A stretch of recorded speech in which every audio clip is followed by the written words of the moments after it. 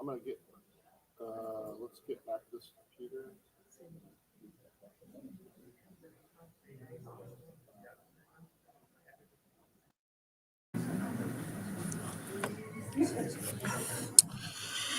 All right. Hello, Cross the Line Church. We're glad that you came back. Hello. We're going to get started. We're going to have Doug. While we have him here, we're going to just see how much we can work him. And so for those of you guys joining us online, we're glad to have you here. We have our guest, Doug Hamp. And so let's see if I can get him on the screen. There we go. We have our guest, Doug Hamp, and he's going to be sharing a little presentation with us from Corrupting the Image 2, a book that he wrote. And some of you guys will get to read it because they handed out some this morning. If not, you can buy Corrupting the Image on Doug Hamp's website, doughamp.com, right? Yep. And also, we'll be previewing, you won't, I'll be previewing Corrupting the Image 3, right? Yes. You got an email about that, so we're excited about that. But he's going to present for a while, and then we're going to move after that presentation's over into some question and answer time, and we'll just open that up to biblical questions, worldview questions, whatever you want. We'll pass around a mic for that. So I'm going to hand it over to Doug here. Take myself out of the...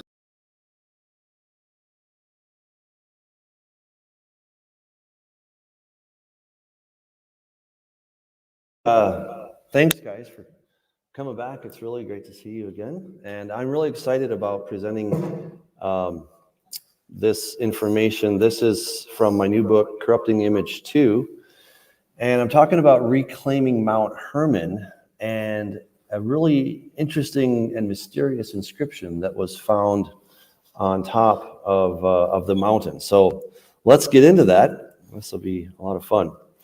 So if you are interested in getting my book or any of my books, you can get those on my website, douglashamp.com/store, or you can go to amazon.com and you can follow the link, or you can use the QR code. I'll have those at the end as well if you're interested in getting those. All right, well, we know probably, I think this group has already been informed of the Nephilim, right? We learned about this in Genesis chapter 6. It says, "Now it came to pass when men began to multiply on the face of the earth, and daughters were born to them, that the sons of God saw the daughters of men, that they were beautiful, and they took wives for themselves of all whom they chose. There were giants on the earth in those days, and also afterward, when the sons of God came to the daughters of men, and they bore children to them." So I think we've studied this passage, but the question is Satan involved in this whole thing? Right? You hear about the other sons of God, and this maybe suggests it's part of Satan, but we don't seem to have his fingerprints on this specifically. And there's something really interesting that we find about 35 miles north of the Sea of Galilee, and that is up at Mount Hermon, okay, or Mount Hermon. At Mount Hermon, according to the book of Enoch, it says that there were 200 angels who descended upon Ardis, which is the top of Mount Armon or Hermon. That mountain therefore was called Armon because they had sworn upon it and bound themselves by mutual execrations. All right, so they made a pact that they were going to do something, and they came down on this mountain and they swore that they would do something. And that's why the Mount Hermon is called that, because it comes from the word haram, which means a ban for utter destruction, the compulsory dedication of something which impedes or resists God's work, which is considered to be accursed before God. So these 200 angels that came down, they took a very solemn oath to one another that if we don't do this, we're going to be absolutely cursed. And this mountain has been called that since the most ancient of days. All right, so it's been that way for a very long time. Well, it was in the 1800s, about 1869, on the summit of Mount Hermon in Israel, British explorer Sir Charles Warren came across a sacred rectangular building made of hewn stone blocks. And you can see it there in the top circle. That is a sketch of what that area looked like. And that little box at the top is the temple that was found up there. And you can see in the bottom circle some of the stones that were discovered. This was called Qasr Antar, and it was the highest and is the highest temple, at least in the ancient world, 9,232 feet above sea level, or 2,814 meters above sea level. In the temple, Charles Warren found a limestone stele, which may be the only extra-biblical and pagan memorial of Satan's actual command to the sons of God to do their whole Nephilim thing. And this can now be found in the British Museum. I don't know if it's actually on display in the British Museum, but you can find it on the British Museum's website. And the British Museum dates the stele. We're going to look at that in just a minute. They date it somewhere around the 3rd century, AD, but I would suggest that it's actually much earlier based on some data that I'm going to share with you in just a moment. So the inscription, according to E.A. Myers, he believes the finding of the inscription is in line with the pagan history of the mountain. He writes that such an enclosure, at first reported by Warren, exists on the summit of Hermon, lends credence to a long tradition of the sacred high place and supports the textual evidence for it as a holy mountain. It also provides evidence for the endurance of a people who must have made considerable effort to come and worship within such a harsh and cruel environment. That the mountain preserved its sacredness throughout is dramatically demonstrated by the presence of numerous temples and cult sites. And so based on its long pagan history, it's likely that the pagan scribes chiseled this inscription with a phrase that had been passed down orally for millennia. So this is the inscription. It is written in Greek. And again, as I said, the British Museum dated this to about the 3rd century AD. I think that it's much, much older. Now, to make sense of this, we're going to have to go back into the ancient world and get a few ground rules just to understand kind of what we're looking at. So we're going to go back to ancient Sumer, and we're going to discover some things, and we're going to come back to that inscription, and I think it'll make a whole lot more sense, all right? So first of all, one part of this puzzle that we have to put together is, why don't we find Satan in the ancient world, all right? I mean, we hear about Satan. Jesus clearly taught about Satan. The apostles taught about Satan. Paul spends lots of time talking about Satan. But we don't find a guy named Satan or a god or a demon or anybody outside of the Bible. We don't find such an entity called Satan. We don't find him. Why not? If he's real, then where is he? Well, he was a master of disguise, all right? He had many, many epithets, what we call syncretisms, that he had lots of other names, okay? He had aliases that he went by. And once we understand those aliases, then we're like, oh, okay, I see that he was actually everywhere. And what puts this together for us is in the book of Isaiah, chapter 14, it says, how you were fallen from heaven, and probably in your Bibles it says, O Lucifer, right, son of the morning. The trouble with the word Lucifer is that it's really an unfortunate transliteration. When the translators of the Septuagint came to this word, they discovered it was a hapax legomena. That's a fancy word meaning it's a word that appears once in Scripture.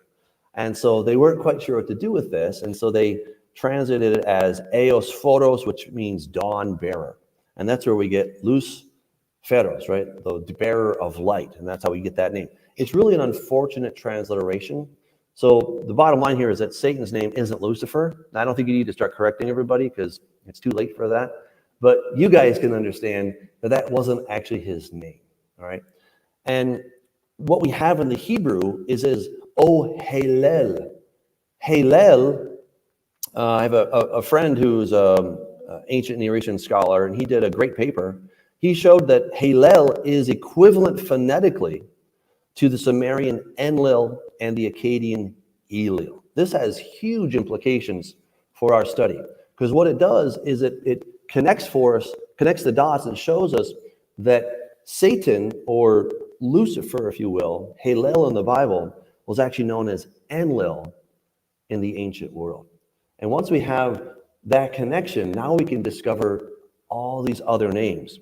Now, another clue that I started looking at in Corrupting the Image Volume 2, I was thinking about the different names for Satan in the book of Revelation. We read in Revelation 12, a great fiery red dragon having 7 heads and 10 horns, 7 diadems on his head.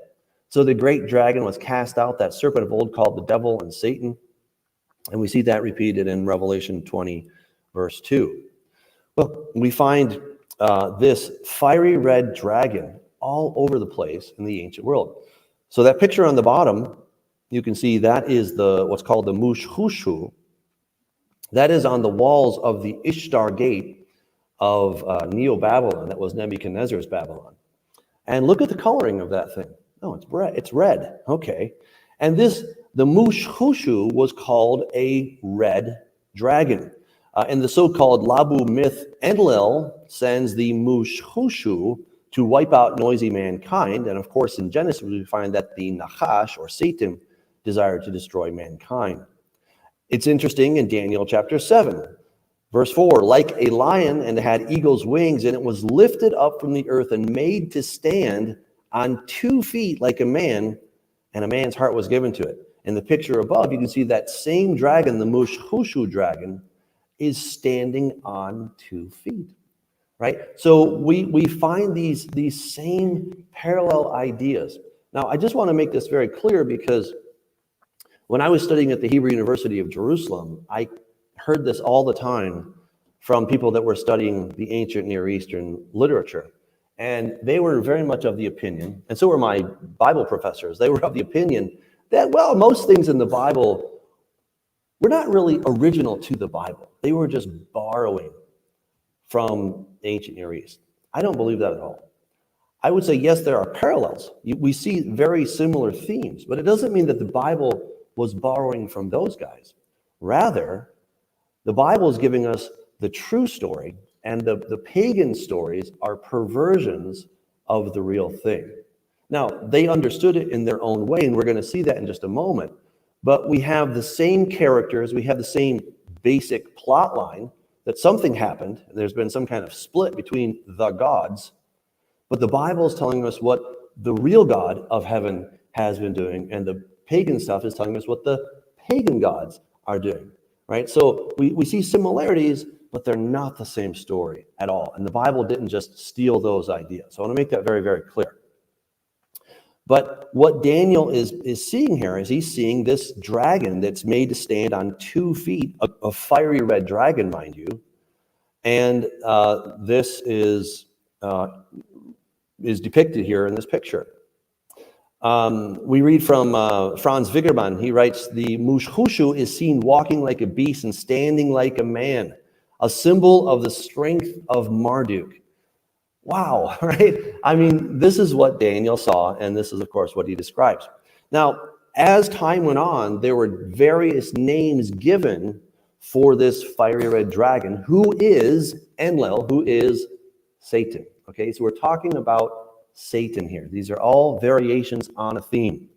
So another theme in the picture above, that's called the Anzu Bird. This is the Anzu Bird, also known as the Bashmu. And Franz Wigerman also notes that Bashan in the Bible comes from the Akkadian Bashmu. He says that for the 2 Sumerian terms, Ushum and Mushatur, Akkadian has only one, Bashmu. After Marduk's usurpation of the Mushhushu, the Ushum Bashmu became the symbolic animal of gods formerly associated with the Mushhushu. So Bashmu equals Nergal, Ninurta, and Marduk. And you're like, why is this important? Because in Psalm 68, notice what it says. A mountain of God is the mountain of Bashan. A mountain of many peaks is the mountain of Bashan. Why do you look with envy, O mountains with many peaks? At the mountain which God has desired for his abode, surely the Lord will dwell there forever. So Bashmu in Akkadian is Bashan in the Bible. All right?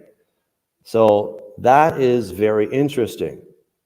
All right? And that's probably the area of the transfiguration. We're going to come back to that in just a second.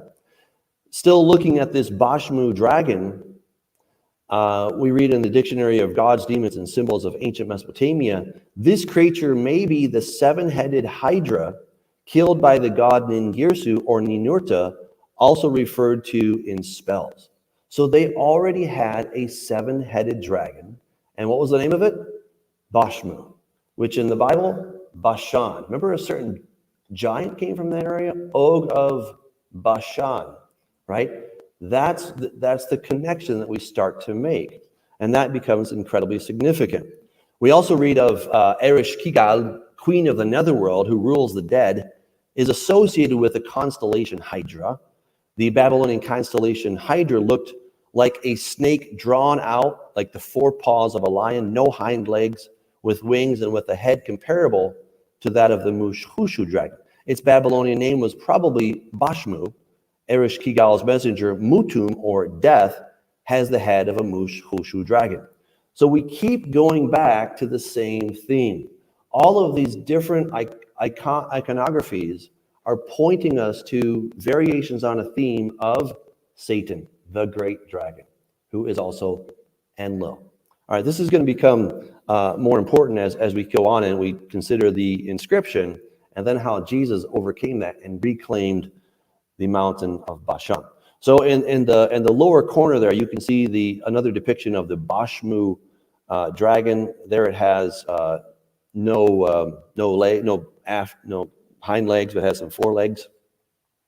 Bashmu in astronomy was the constellation Hydra, the seven-headed dragon that Heracles killed. And then Og was king of Bashan, or Bashmu. So he was the king of the snake dragons, if we just plug in the meaning. So Bashmu means snake dragon. He was the head of those. Now, what gets even crazier is about just a little bit east to northeast of the Sea of Galilee, we have what's known as Gilgal Rephaim. And now, thanks to Google Earth, it becomes very evident that there is a giant geoglyph there, and it looks like a Bashmu. It looks like Bashan. So in the land of Bashan, you have a dragon that is etched into the ground, this gigantic geoglyph. It's 0.68 miles long from mouth to tail. It's visible up to 12 miles in the air, and it's about 0.25 miles from Gilgal Rephaim.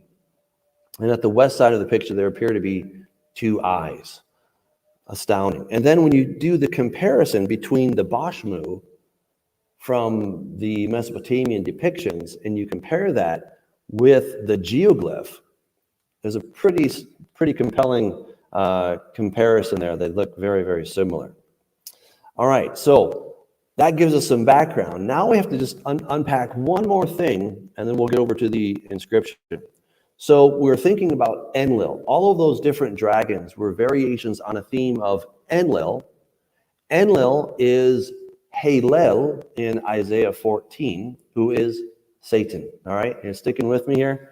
So now, Sumerian is written in this really lousy writing called cuneiform. I wasted a year of my life studying it. And the week of the final, I kept thinking, why did I do this? So it has what's called a syllabary. So there's like 600 different symbols, kind of sort of like Chinese, not as many, so it wasn't quite as painful, but I still had to learn these things. And each symbol represented a syllable, right? So you can have, for a word that has 3 or 4 syllables, you need 3 or 4 different symbols to be able to write that. So I had to learn far more than I wanted, but I suppose it built character, right? That's what I'd tell my kids. So this is called a logogram, right? Those symbols, it's like a logogram, kind of like a cartouche, if you think of Egyptian writing. It's the similar idea, not entirely the same, but it's parallel. All right, so this is called a logogram. So this thing up in the top corner, that's the logogram for Enlil. And it's quite ironic, and I don't know how this happened. I don't know if this is just God's humor, but the name of that logogram is B-A-D, Bad, or bad. And I'm like, really? That's just too coincidental, right? And now, you would never say Bad. That's just the name of the symbol. The way you would pronounce the symbol was Ug. And I show in the book that Ug and Og are the same thing. And what I'm going to show in book 3 is there's something called a reduplication. I won't geek out on you and explain all that, but just very simply, if you reduplicate this word Ug, it becomes Gug, and it means enmity or death. And because there was no letter O in ancient Sumerian, if you were to then transliterate that into the Bible, it could become Gog, or Gog, Magog, right? That guy. So again, my mind is just blown the whole time. I'm like, this is crazy. So this word bad or bad, it's actually pronounced Ug, and what does it mean? It means death. And this is Satan's symbol. All right, so he's the god of death. Another name is Nergal, the god of death in the underworld. And I wrote to Professor Amar Anus of the University of Tartu, Natural History Museum and Botanical Garden out of Finland, because I studied a little bit of Sumerian, but enough to be dangerous, right? Like, I wanted to really get this from an expert to get his opinion on this. And so he wrote back and he said that Dagon in Syria and Enlil in Mesopotamia sometimes share the logograms with which their names are written. So Dinger Bad and Dinger Kur for both Enlil and Dagon points to a syncretism between their deities. This cuneiform sign Bad has many logographic readings throughout history, including Bad for dead. Bad, that's the reduplication I was telling you about. For Ug in Sumerian, the sign Bad can be read as Be, as well as an abbreviation for Bel, for Lord. So Bel and Baal are the same. All right, so you keep hearing the same names. Baal. Baal is the same as Enlil. And that Enlil and Dagon, which of course you read about in the Bible, they're the same guy. So what happened is the scribes would just use this one symbol, Bad, to describe all these different gods. Because they're like, well, they're the same anyway. And we know this because they have the same logogram. So that's quite astounding. And they're referring to the god of death, which is also Nergal, the god of the dead. Franz Wegener writes, according to astrological omens, Mars spreads death when he rises or flares up. The role of the Mutsal Ba'atanu as Mushtabaru, Mutanu Ba'adanu, I know there's a lot of words here, the planet which spreads plague. All right, so, and he writes that the bull's head denotes the god of Nergal's main cult center. We find bow and inscription. Anyway, the point here is that these are all related to the god of death, and that the planet Mars is associated with that as well. So we've looked at that. Now let's go to the New Testament. Okay, so we're going to leave ancient history for just a few moments. We'll come back to it in a minute. And now let's kind of fast forward to the time of Jesus. So Jesus his ministry is centered in the area of Galilee, right? Of course, that is right here. Here's the Galil. And we have Mount Hermon up here in the north. And then we have Ashtaroth in the south, Ashtaroth and Edrei in the south. We're going to talk about those in a minute. So it says, Jesus came and dwelt in Capernaum, which is by the sea, in the regions of Zebulun and Naphtali. I rate that Jesus went to the front line of the war. This was to fulfill what was spoken through the prophet Isaiah, the land of Zebulun and the land of Naphtali, along the sea road beyond the Jordan, Galilee of the Gentiles. The people who live in darkness have seen a great light. And for those living in the shadow land of death, light has dawned. From then on, Jesus began to preach, repent because the kingdom of heaven has come near. So we just got to put a few things together. Jesus' ministry is focused in this area right here in the area of Galilee. What's across the sea? It's the area of Bashan. That salmon color area, it says East Manasseh. All that area is the area of Bashan. That was King Og's stomping ground. That's where he was hanging out. And Jesus crosses over the Sea of Galilee. Why does he do that? Because on the other side is the land of the snake dragons. That's the land of Bashan. That's where the headquarters of Og and the king of death and all these things were happening right there. In Deuteronomy 1, 4, it says, Og was the king of Bashan, the land of the snake dragons. His name meant death, and according to Ugaritic Text, he defied death. A deified king, dead king, ruled from Ashtaroth and Edrei, headquarters of Og. So Jesus was taking the fight back to them. Sometimes we can read the Bible and you kind of get this impression that Jesus was just a pacifist. And, hey, I'm just passing through, you're not trying to cause any trouble, and he gets crucified. No. Jesus was very much on the offense. The demons were scared because here comes a being that just talks and they tremble, right? And he crosses over. And when he was crossing over, they're crossing over and they're trying to stop him. A great wind came up, all right? And they're trying to keep him from crossing over. Let's go back to Isaiah for just a moment. This is in Isaiah chapter 8. Isaiah revealed that these people were recommending that everyone consult the spirits of the dead and the spiritists who chirp and mutter. And then Isaiah the prophet answers, shouldn't a people consult their God? Should they consult the dead on behalf of the living? Now, who is he talking to? He's talking to the people who live in Naphtali and Zebulun, up in those areas. That's who he's talking to. He then states how they need to go to the law and to the testimony. And he further warns, if they do not speak according to this word, there will be no dawn for them. They will wander through the land, dejected and hungry. When they're famished, they will become enraged and looking upward will curse their king and their God.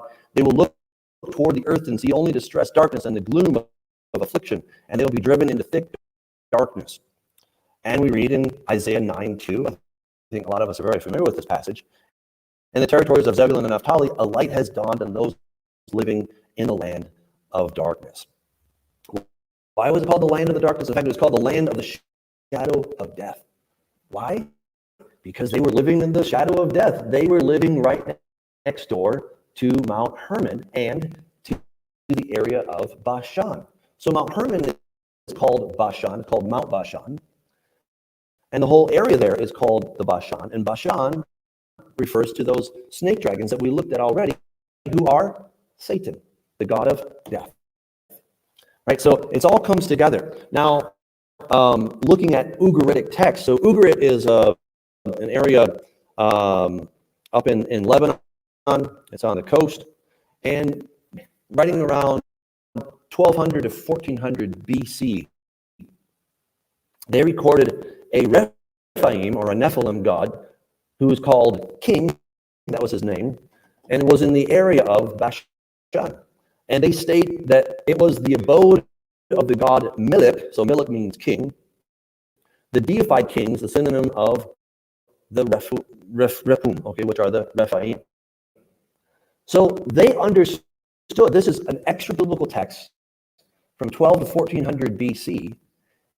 They were already connecting the dots. They understood. They didn't know the God of Abraham, Isaac, and Jacob, but they're like, something's not right on that mountain. And whoever lives on that mountain, he is a deified king. His name is King, right? He's some kind of a god, and he's part of the Rephaim. Who could that be, right? So, and this is happening in the area of Ashtaroth, and we'll look at that in just a minute. According to Egyptian documents and two Amarna letters, they mention rulers of Ashtaroth in the 14th century BCE. All right. So again, here at the bottom, you can see Ashtaroth and Edrei. That was the headquarters of King Og. We read in Joshua 12:4, the territory of King Og of Bashan, one of the few remaining Rephites who lived in Ashtaroth and Edrei. These are the two areas that the Bible records and also are recorded in the Ugaritic text. Who lived there? A guy named Death. He was a king. His name was King Melech, and he was a Rephaim. Well, that's talking about Og. Og was the king of the Bashan, and he was known as the god of the dead. All right, I don't have time to go into all the details on that, but there's lots of stuff in the book. So this god was also worshipped in ancient Israel and was also known as Molech. Molech, Melech, they're the same thing. They both mean king. Okay? And he demanded child sacrifice. Not a very nice guy. Well, so the people, the tribes of Zebulun and Naphtali living up there in the north, they essentially succumbed to the ways of Batios, the snake dragon. I'll explain that in a minute. Isaiah's declaration, reiterated by Matthew, that the people were living in darkness and in the shadow land of death was no exaggeration. Neither was it simply a metaphor for their sinful lifestyle. They had so utterly abandoned God's ways, his laws and instructions, that they had sided with the enemy whose headquarters were in that very region, even back as far as when Mount Hermon served as the meeting place for the angels who descended on in the days of Noah. The area was malevolent. Naphtali was geographically in the shadowland of Bashan and Hermon, the headquarters of the kingdom of death. And so Jesus focused his ministry there, not Jerusalem, because the land of Bashan and Mount Hermon were the front line of the battle. And so this is what we read in Matthew 4:16. The people who live in darkness have seen a great light. And those living in the shadow land of death, light has dawned. If you're living next door to Mount Doom, right? If you think of Lord of the Rings, right? And Sauron is right there, and the black gates, right? And here comes this great guy, right? You're like, wow. But of course, it wasn't Mount Doom, it's Mount Hermon. And this is where Satan had placed his headquarters, and you have this kingdom of death just spilling out from this area. And so Jesus comes, and he is light, and he's now dawning on this whole area. Isaiah warned, if they do not speak according to this word, there will be no dawn for them. And sadly, because of the disobedience of Naphtali and Zebulun and the 10 tribes who fell into grave paganism, and God essentially said, okay, you're out of here. I'll bring you back later, but for now, you're out of here. That they because of their disobedience, there was no dawn and no light for the next 7 centuries until Jesus' arrival. And when his arrival came, well, it was a new dawn. It was a very exciting day, to say the least. So as Jesus is crossing over from the west side of the Sea of Galilee to the east side into the land of Bashan, it says, now when they had left the multitude, they took him along in the boat as he was, and other little boats were also with him. And a great windstorm arose, and the waves began beat into the boat, so that it was already filling. But he was in the stern, asleep on a pillow, and they awoke him and said to him, Teacher, do you not care that we are perishing? So this great windstorm is no accident. Remember in the book of Job, Satan was able to do the following. Satan went out from the presence of the Lord. The fire of God fell from heaven and burned up the sheep and the servants and consumed them. And suddenly a great wind came from across the wilderness and struck the 4 corners of the house, and it fell on the young people, and they are dead. So what we see is that Satan has the power over the wind and the waves. He has power to bring fire down from heaven. And this is what he was doing when Jesus was crossing over. This incredible windstorm was no natural kind of event. This was something that was supernatural. This was Satan and his forces trying to keep Jesus from coming into their territory, right? This is a frontal attack by Jesus on the forces of darkness, and they want him to stay over there. And I think Peter and the other fishermen who were experienced fishermen, they'd been in storms before, but this one was different. This one was very much out of the ordinary. All right, well, so sometime after that, we read as we keep going on in the Gospels. It says, now Jesus and his disciples went out to the towns of Caesarea Philippi. Now, Caesarea Philippi was a really bad place, all right? This was a very bad place. There was a cave there, and it was the main attraction for Hellenistic pagan worship. Animal sacrifices were thrown into the bottomless pool inside, and if they sank, the gods were appeased. Next to the Pan cave are 5 niches with indented, scalloped areas cut into the face of the cliff for their idols, with elaborate temples attached to worship Pan, Zeus, Nemesis, and a sanctuary to the call of the dancing goats. Pan was the god of the goats, and his pipe music would entice the goats to dance and make their fertility assured. So rabbis forbade their students from going there because it was a really bad place. It made Las Vegas look quite tame, okay? So you didn't want to go there. Why would Jesus take his disciples there? Well, Caesarea Philippi happens to be at the base of Mount Hermon. Okay, are we starting to connect some dots here, right? So it's at the base of Mount Hermon, and guess what else is there? Jesus said, on this rock I will build my church, and the gates of Hades will not prevail. What is Hades? Hades is Sheol. What is Satan, the god of the underworld, right? The god of the grave, of Hades, right? So this was the place. I think Jesus took his disciples there, not only for the disciples, but I think he was telling the forces of darkness to be on alert. You have something planned, it's not going to happen on my watch. Not going to happen. Okay, so this gets us back to the inscription. So this inscription, this is the British Museum's translation. It says, hence by the order of the God, and they're leaving some things out here, those who do not take the oath. That's the British Museum. So they ignored words 4, 5, and 6. They ignored 33% of the text. That's a lot to ignore. All right. Now, Warren, who found this, and another scholar from Harvard University, George Nicholsburg, they connected this inscription with the oath taken by the angels under Semyaza in order to take wives according to the book of Enoch. Nicholsburg skillfully realized that the name of God was supposed to be a Hellenized version of Baal or Hadad, and connected it with the place name of Baal Hermon, or the Lord of Hermon. In Warren and Nicholsburg's parallel translation, they translated, according to the command of the great and holy God, those who take an oath proceed from here. Very interesting. However, Nicholsburg and Warren, they inserted and holy, which is not in the inscription, and it gives the impression that the God of Abraham, Isaac, and Jacob gave the command to these angels to go and create Nephilim. Of course, he didn't do that. That was what Satan did. But we're going to see how this actually plays out.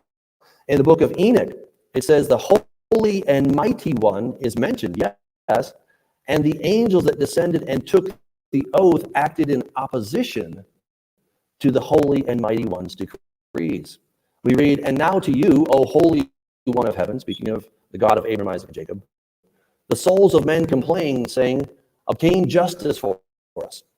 So this holy one of heaven is referring to God or Jehovah, and not to the angels. And it goes on to say, Semyaza also has taught sorcery, to whom you have given authority over those who are associated with them. They have gone together to the daughters of men, have lain with them, have become polluted. To Michael likewise the Lord said, go and announce his crime to Semyaza. So the holy God says what these 200 angels did is bad.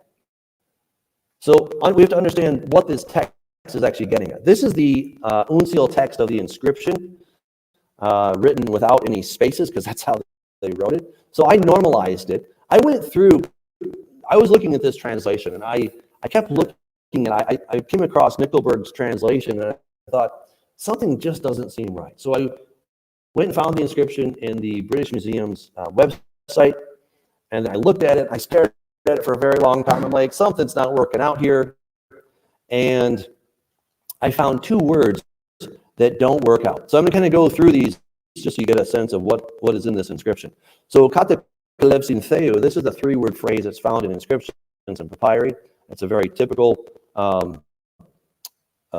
phrase. The 4th word, megistu, the British Museum, for some reason, omitted that. I don't know why. Warren and Nicholsburg rightly included it, and it means greatness personified. This was a very popular epithet for Zeus. Now, Zeus is just Satan, okay, we're the same guy. The fifth word is bow. I'm going to talk about that in a minute. The sixth word is batu, and we're going to come back to words 5 and 6. Word 7, Nicholasberger revised it to which I don't think there's any reason to do that. But, our job as translators is to deal with the text as is. We're justified if there's something missing, but there's nothing missing in this text. The British Museum translated this word as a lexical entry not. It's an option. However, I think there's a better one, also and it's the marker of a position in space or where. And so the context is the only way to know which is the correct translation. We're going to see that in a minute. So we come back to this word 8, those swearing to affirm the veracity of one statement, invoking a transcendent entity. And then word 9, this is an adverb. It's to extension from a source near the speaker from here, to go from one place to another. We see this in Scripture, in Luke 4:9, throw yourself down from here, right? Get down to here. So looking at those. Now I want to go back and focus on words 5 and 6, because these are really the mystery words in this passage. So this word bow, it doesn't appear as a proper lexical entry in any of the extensive literature that I checked, and I did check, which is likely why careful scholars like Warren and Nicholasberg amended to the word and. However, you can see here, I don't know if you guys can see that, but it looks like a B and an O, or a Veta and an Omicron. All right, you can see those in the text. I don't think I'm making that up. I think you can see those pretty well. And so I did finally discover that this is a prefix, and it's a prefix meaning an ox or a male cattle or a bull. All right, and as we keep studying who I discovered is on here, then it's like, oh, that makes actually a lot of sense. So I'm thinking that these two words, bow and batu, are actually hyphenated. Could be a reference to a bull. We know that Baal and Zeus in Greek mythology transformed into a white bull and carried away Europa. And so this agrees with the tauromorphic, that the whole bull appearance of Baal and other deities in Canaan. Molech or Molech was also another name for Baal, the sacred bull who was widely worshipped in the ancient Near East. Right, so we have a very strong candidate right there. And then the big word that's in question is the word batu. Warren and Nicholasberg changed the tau and the gamma to hagios, but the letters are clear here. I kept looking at this, and I called a friend who also knows Greek. I'm like, am I seeing things here? Like, where did they get the word hagios, holy, out of this word? I just don't see it in the text. And he's like, yeah, you're right. I mean, it's not there. They're kind of making stuff up. So I had to look to understand where this word came from. So the genitive that we're looking at here is batu. The nominative is batios. So I looked lexicons, dictionaries, encyclopedias, scholarly sites, and journals, and nobody had any information on the word batios. And so I finally concluded that the word is just not Greek. Okay. However, I did find this word batios as an epithet for Zeus or Jupiter in Messapian language. And Messapian, turns out, is an extinct Indo-European language in southeast Italy.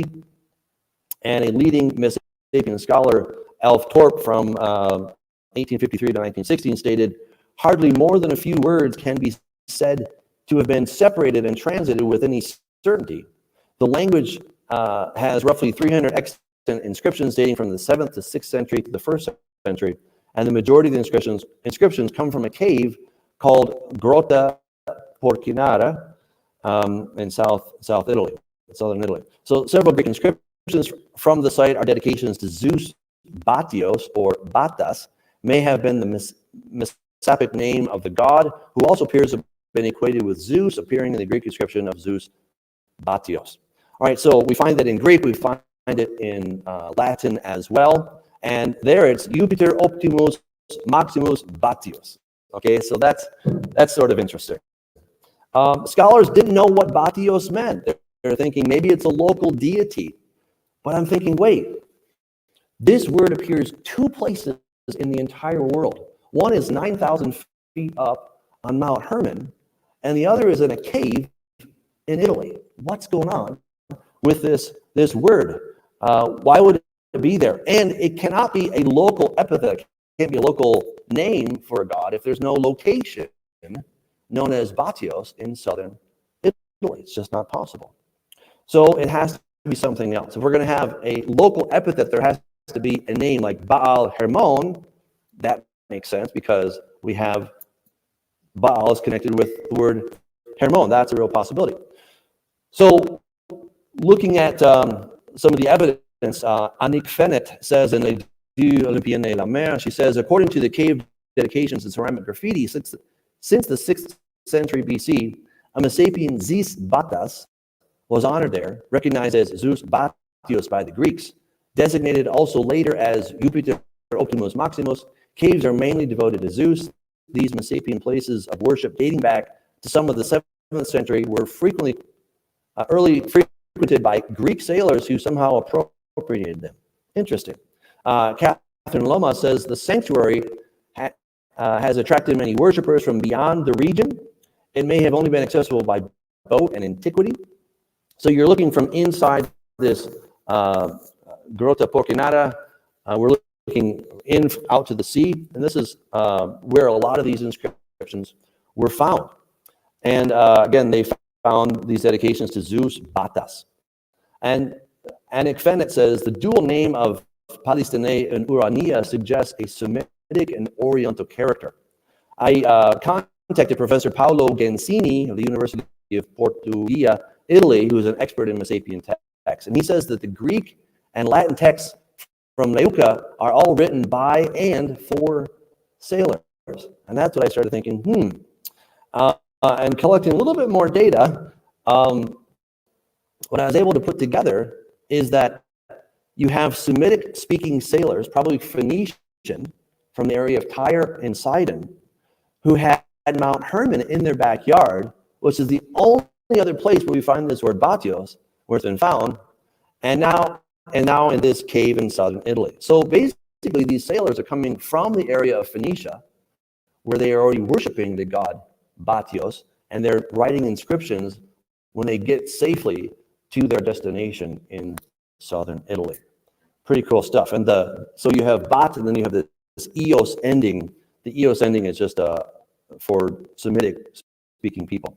All right, so remember we started off with the word Bad, right? Bad, Bat, they're the same thing. They're exactly the same thing. So we have Bad plus Eos, which is Batios.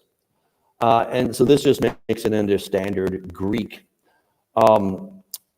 So again, I was looking at how logograms are generally not transliterated. We would not typically transliterate Bad.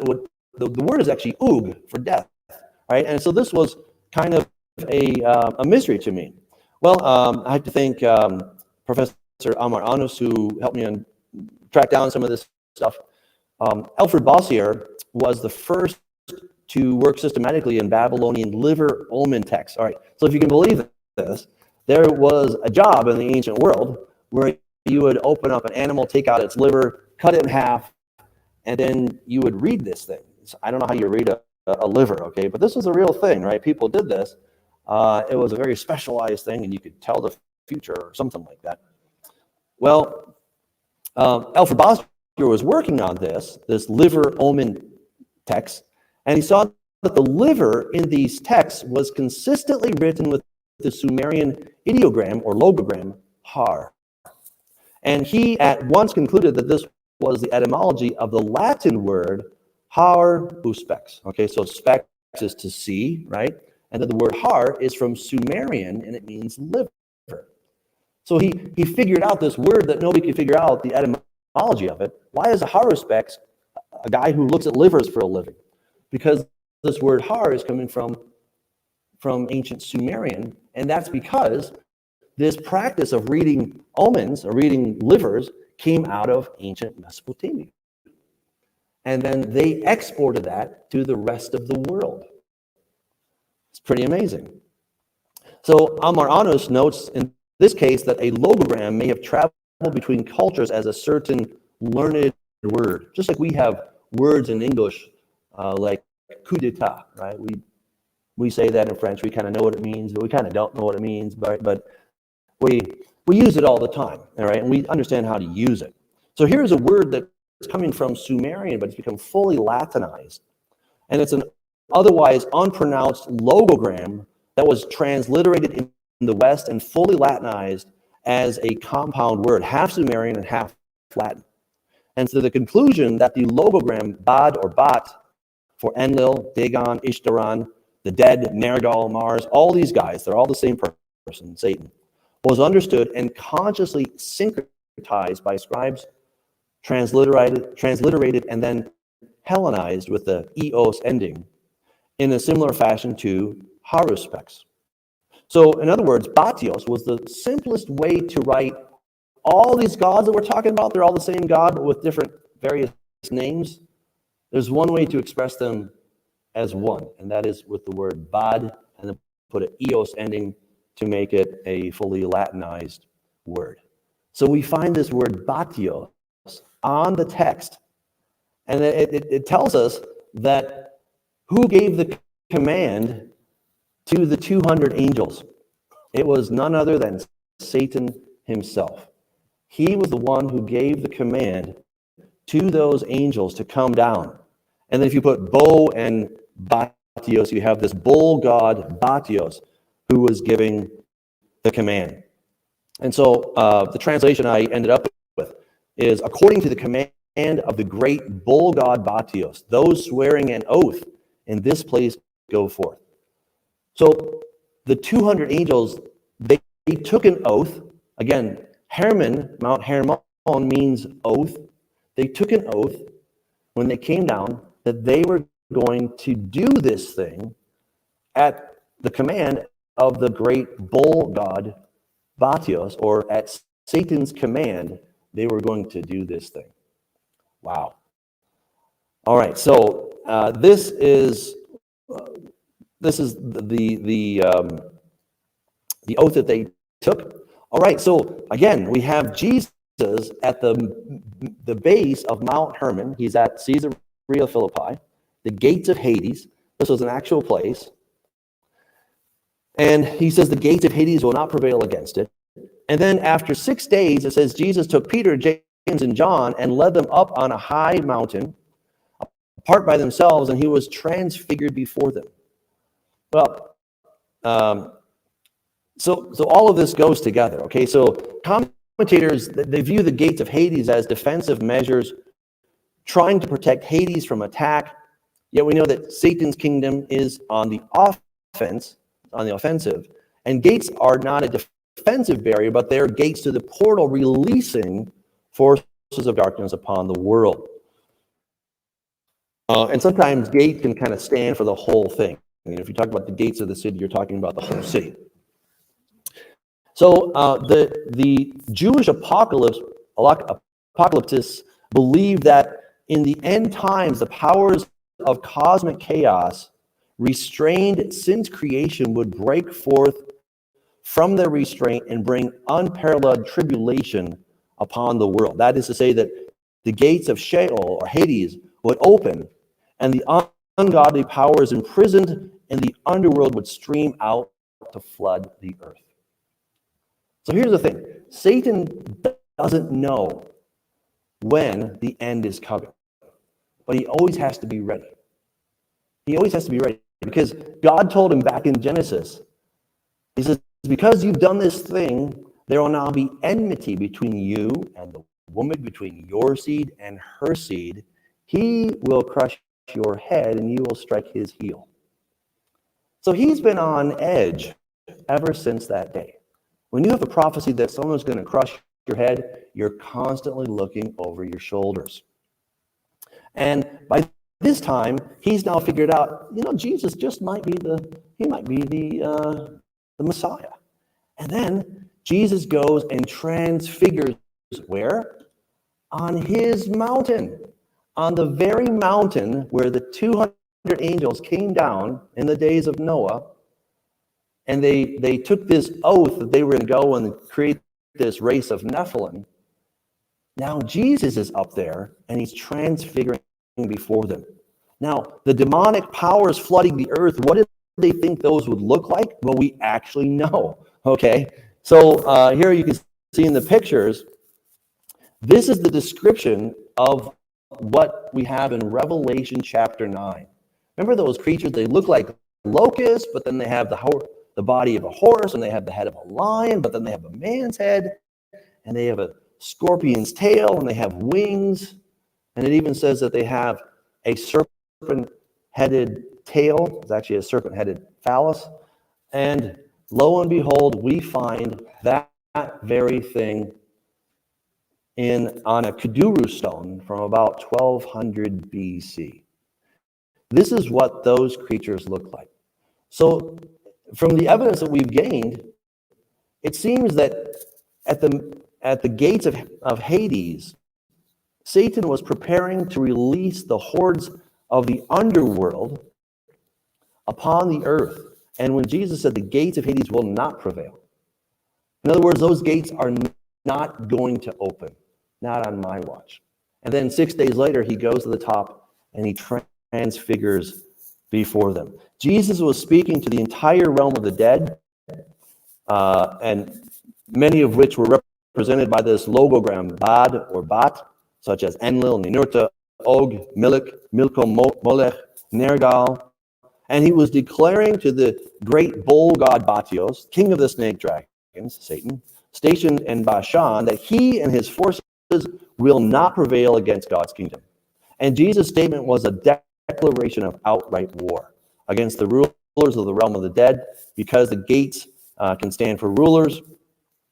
This is showing this linkage to the Old Testament again.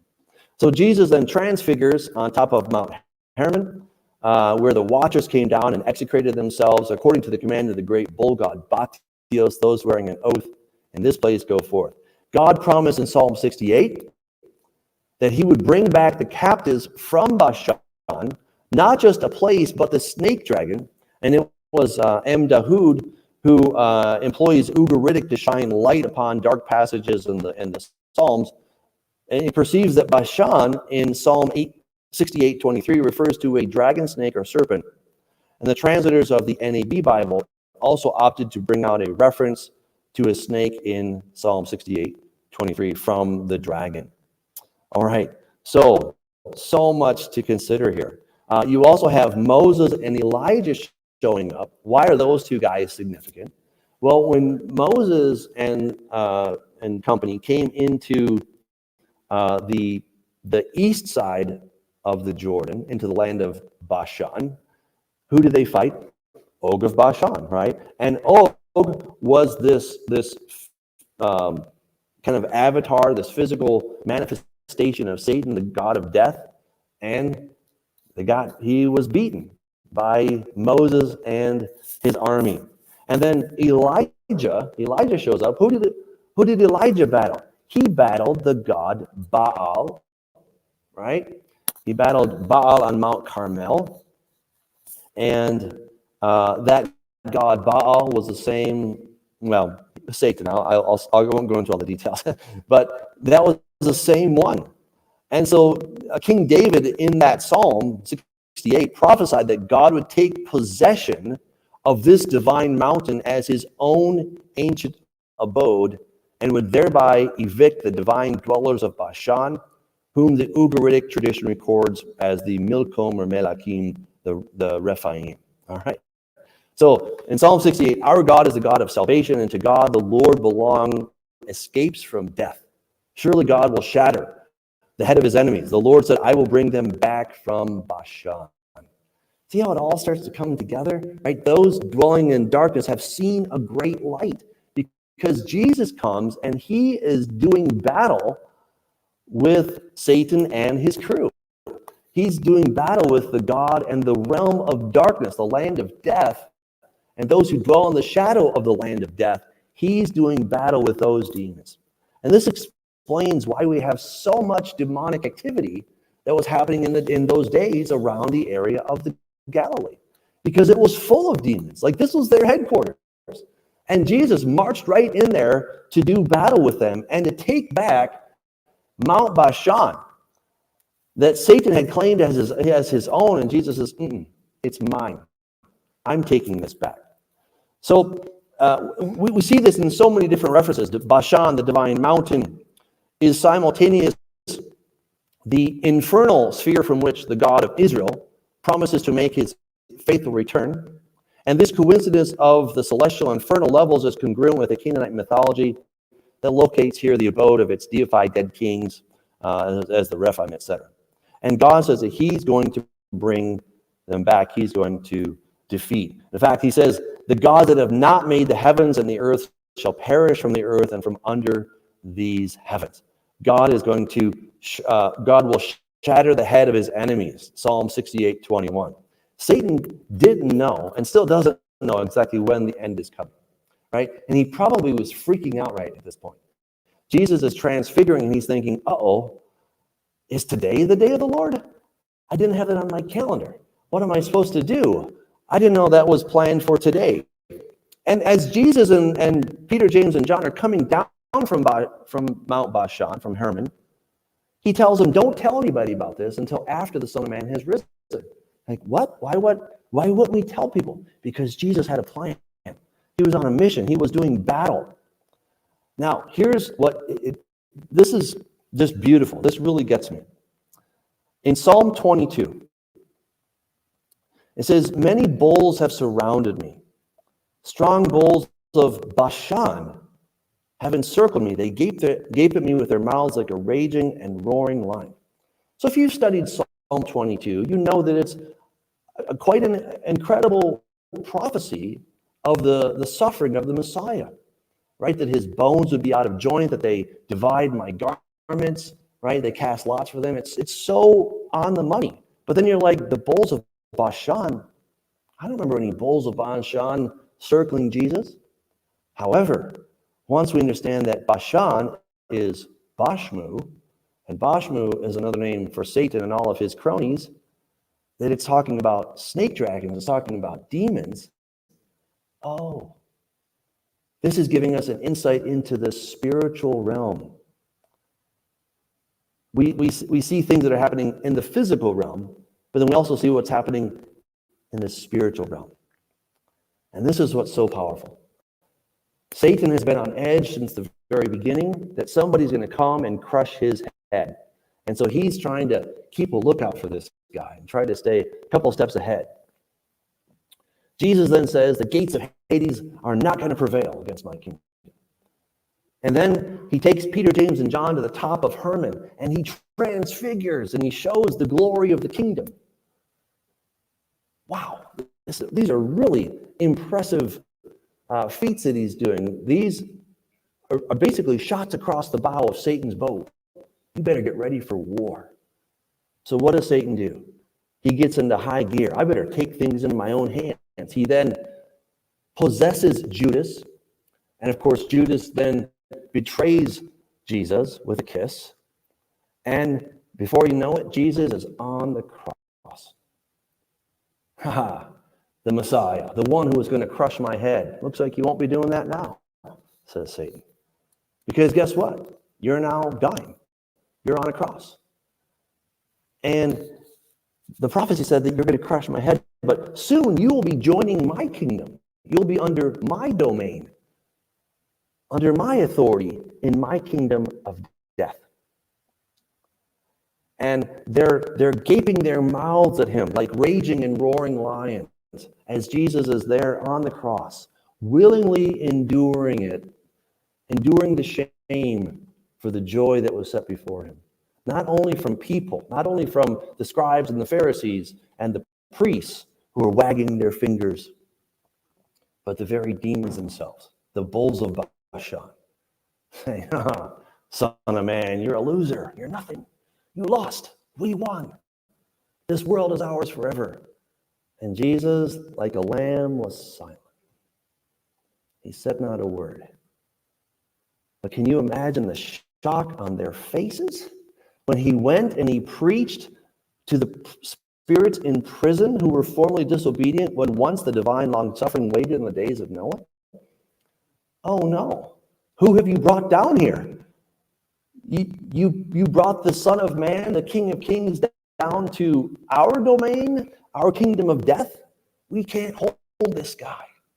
He's too much for us. I have a feeling, and I wish we could have gotten a video of this, but as Jesus was jingling the keys of death and Hades, and say, I'll take those, thank you.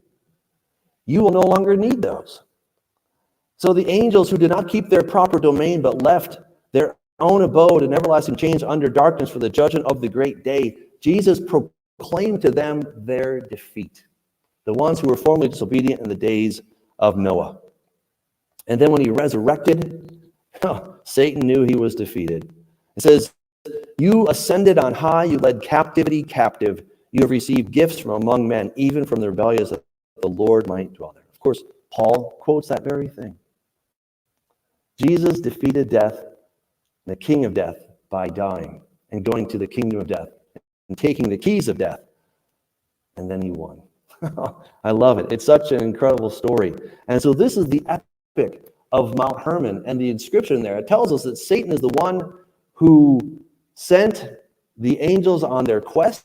I think Satan's like, I'm not going to do that, but you guys should go do that. Go make, Nephilim babies. I'll see what happens. They did it. They get put into the slammer. They get put into the abyss. But all the other angels are up here, Mount Bashan and all this, the snake dragons. Jesus is fighting against them, and then he goes to the cross. They mock him. They surround him. They gape their mouths like lions. He dies, and then he goes down to their kingdom, takes those keys back, and he resurrects. And he beats death. The end, at least to be continued. All right.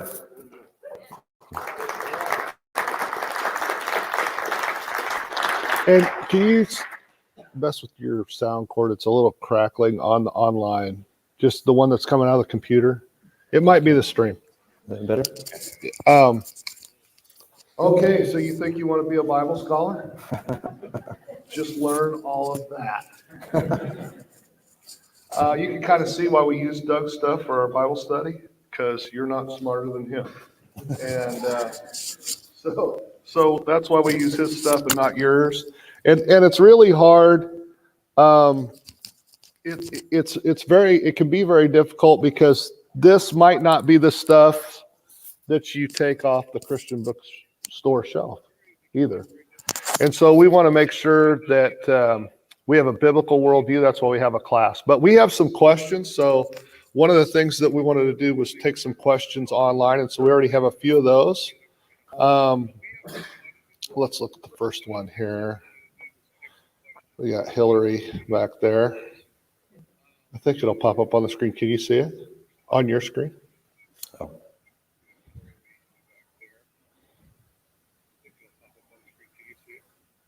Okay. So, yes. Yeah. And you can read it. How would you define God's sovereignty, and is that an important characteristic to grasp while reading the Bible? So God is absolutely sovereign. Yes, absolutely sovereign. I 100% that He is sovereign. But God allows people and beings, Satan and such, to do different things. Remember when Nebuchadnezzar was getting all boastful and had that dream? Daniel interpreted it, doesn't want to give the interpretation. He's like, come on, Daniel, just tell me. He's like, oh, king, live forever, but humble yourself a little bit. Okay? Because according to this dream, it's by the decree of the watchers that you're going to be humbled and live out with peace for 7 seasons. Time goes on. It wasn't by God's decree that this happened, but it was by the decree of the watchers. Now understand, the watchers are the good guys, the good angels. And God authorized them, deputized them to do what they were doing. Right? And that's a really important aspect, is that God deputizes or authorizes angels, sometimes us, to do his work. He doesn't just snap his fingers and everything happens. Right? He could, he's God, but he doesn't. He works with us, through us, because he wants a relationship. He wants a collaboration. So yes, God is absolutely sovereign. He will always accomplish his goal. But he's going to say, look, You can go to the right, or to the left. It's your choice. But we're still going to get to my destination. I guarantee it. There's an easy way and there's a hard way. Which way do you want to go? And throughout the pages of Scripture, we see that mankind seems to take the hard way much of the time. But it doesn't matter if we take the hard road or the easy road, we still get to God's destination. And that's what's so amazing about God. And this morning I was talking about the origin of evil, is that God allows us to have free will. And so we can do it the easy way or the hard way. So yeah, we're absolutely believe in God's sovereignty. And it's very important to understand Scripture. But he also has allowed the wicked angels, the fallen angels, to do their thing. And that's all working into his plan. Or should I say, he works their decisions into his plan. Right? So his goal is still accomplished. He's still sovereign. But he allows each of us to have our part in this drama. Okay, next one. All right. This was touched on a little last night, but if you could go into more detail, I'd appreciate it. How were the Nephilim after the flood? Where did they go, and how did they return? Okay, well, that requires a whole different presentation, but very quickly. So yeah, after the flood, what I see is that it says that Nimrod became a Gibor. Right? If you look at that word in the Greek, Gibor, it says he became a Gigas. A Gigas is a giant. What does it mean he became a giant? Like, he starts off human. He has a human mother and father, but then something happens to him, right? And if I looked at all the language, and what I discovered is that Nimrod in the ancient world was known as Ninurta. Okay, so Ninurta was the son of Enlil, who is Satan, right? So Nimrod becomes the son of Satan, and one of the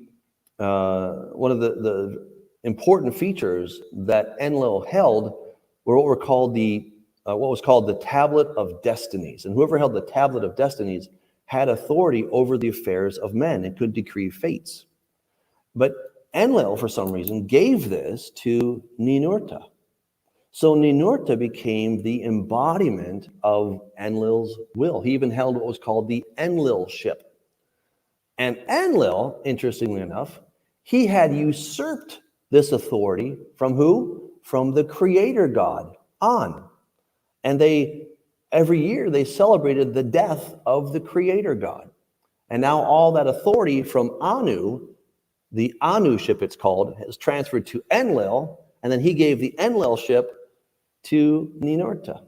Translation into our biblical understanding, Satan was claiming that he had killed the creator, God, the God of Abraham, Isaac, and Jacob, and then he gave that authority that he stole from God, he then gave it to this guy named Ninurta, or Nimrod. And then so Ninurta, or Nimrod, becomes the first post-flood hybrid. And he's known as the beast. And in ancient iconography, we actually find a woman riding a beast. All right, the woman riding the beast is none other than Nimrod.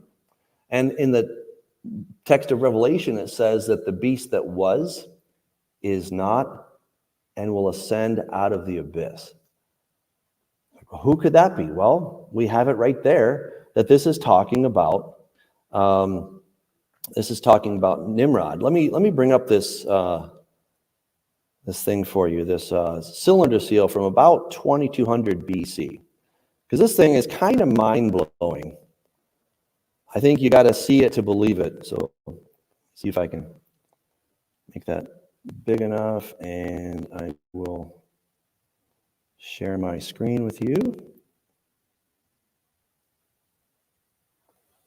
There we go. Can we all see that? Should be able to, I think. Are you sharing my screen? Back to the picture.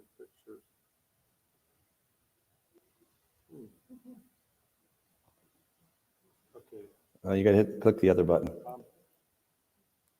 I'm on the same button. What's that? Do you see my screen there? I don't see your screen on mine. Oh, I see my screen. That's a real bummer. Let me try to, I have to re-edit the screen. There we go. Oh, there we go. You'll Okay. see it in a second. Yeah. So can you get rid of the question? That will allow people to see this a little better. So I just wanted to show this really quick. So this cylinder seal, you can see the little thing there on the left-hand side. There's this little, well, it's a seal that's on a cylinder, okay? So they'd take maybe a piece of bone or some soft stone, and they would carve into this, and then they would, so it was a relief, and they would press it into soft clay. Right? It's really quite clever. This is clever technology. This is, before the iPhone and stuff. Right? This is how you could make pictures and mass produce these pictures. So on this beast, that's the Anzu Bird, which is Satan, or a variation thereof. It's a hybridized creature. And on top of this beast is a woman riding the beast. Who is that woman? That is Ishtar, or Inanna. Inanna was the queen of heaven. That is Mystery Babylon, okay, in the Revelation text.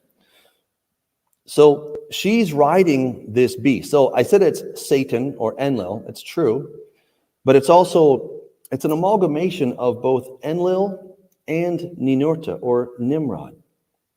So the beast that she's riding is Nimrod. It's the beast that was, is not in John's day, and will ascend out of the abyss. Why out of the abyss? Because he's the God of the dead.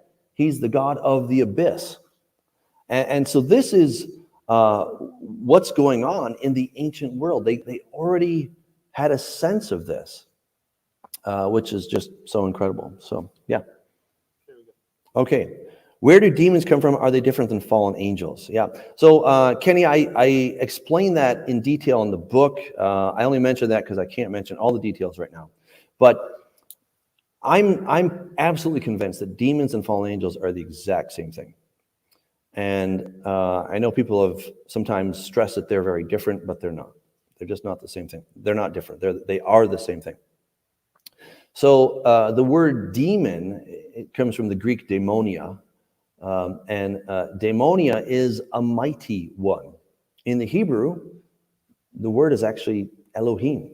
Okay, Elohim in the plural means mighty ones. Now, we worship the mighty one, right? We worship the God of Abraham, Isaac, and Jacob. But the term Elohim is not only used of the one true God of heaven, but it sometimes is used for lesser gods as well. And you can find that anytime you find little G-O-D-S, then that's the word Elohim in the Hebrew text. And so then the equivalent of that in Greek literature is daimonia. And daimonia could be good beings or bad beings, okay? Now, over time, it came to be associated only with the bad guys. But earlier, it was a term that just meant powerful beings, okay? Whether they were good for you or not, that was another question, but they were just good or bad.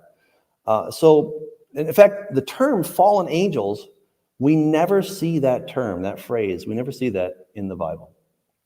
We just see angels. For example, in Revelation 12, it talks about Michael's angels and Satan's angels. How do we know that Satan's angels are bad? Because they're hanging out with Satan. That's why. That's how we know that they're bad. So it's context that tells us whether the angels are good or bad. But we find a whole bunch of other terms for these beings in Scripture. We see the term sons of God, B'nai Elohim. And we, of course, find the mighty ones. Sometimes they're called malachim. Sometimes they're called shedim, which are demons. But yeah, I'd say they're exactly the same thing. There's no linguistic difference between them. Did Nephilim have free will? Did the descendants of Nephilim have the freedom to choose to obey God? Okay, so this is something I deal with a lot in Corrupting the Image Volume 2. Why would Satan want to have Nephilim? We know that he gave the order to go do this.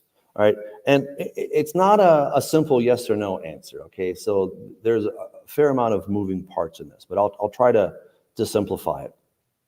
Essentially, before the fall, before Adam and Eve fell into sin, you had the realm of mankind and the physical and the spiritual were occupying the same place. Okay, and we know this from Ezekiel 28, where it talks about how the king of Tyre, who is another name for Satan, the king of Tyre, the anointed cherub, where was he? Well, he was on the holy mountain of God, but he was also in the Garden of Eden. How could he be in the Garden of Eden? Well, it just so happens he was stationed to be in that Garden of Eden. Okay, and when Adam and Eve were there, they could see. They weren't seeing into the spiritual realm. They were in the spiritual realm. The spiritual and the physical were occupying the same plane of existence. And after sin came into the world, they separated. And the Bible calls it a veil. There's a veil, a membrane between these two dimensions. We can never travel to that dimension in the physical sense. We can get there in a spiritual sense. Drugs can get you there. Death can get you there. All right? Not very pleasant ways to go. But there are also 4 specific times when the prophets saw into that spiritual realm beyond the veil. Ezekiel is sitting by the river Chebar, and it says that the heavens were opened, and he saw visions of God. We know that Stephen, I'll go back. Jesus, at his baptism, it says that the heavens were opened, and the Holy Spirit descended as a dove. Stephen, when he was being stoned, he saw the heavens opened, and he saw Jesus standing at the right hand of the Majesty on high. And then in the book of Revelation, it says that the heavens opened, and he saw Jesus on a white horse. Right? So there are 4 times, and others as well, but those 4 specific times where the heavens were opened, and they could see into that other realm. Quite a few other places as well that talk about that. So once that veil came down, Satan and his angels lost a lot. They lost their glory. They lost their ability to communicate with man like they had been doing. And there was something unpleasant about being in their particular state. They wanted to occupy. This is why we see that demons want to possess somebody. And when they get kicked out of possessing that, Jesus says they go into dry places looking for some place to bring comfort. And when they can't find it, they say, let's go back. And they bring 7 other demons with them. And they go back and they possess that person again. And when there were 5,000 demons crammed into the guy named Legion. Why? Because apparently it's better to be in a body than to be out of a body. I don't know. I've never been there. Never tried it. But apparently it's a very uncomfortable experience. And so they would rather be in a body. All right. So why the Nephilim?